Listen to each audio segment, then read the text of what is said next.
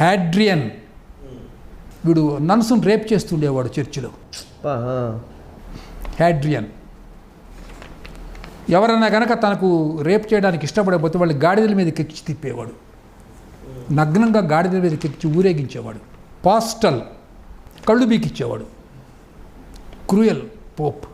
ఇంకొకడు తనకు ముందున్న పోపును హత్య చేసి తను రాజ్యాధికారానికి వచ్చాడు, జస్ట్ లైక్ ఔరంగజేబ్.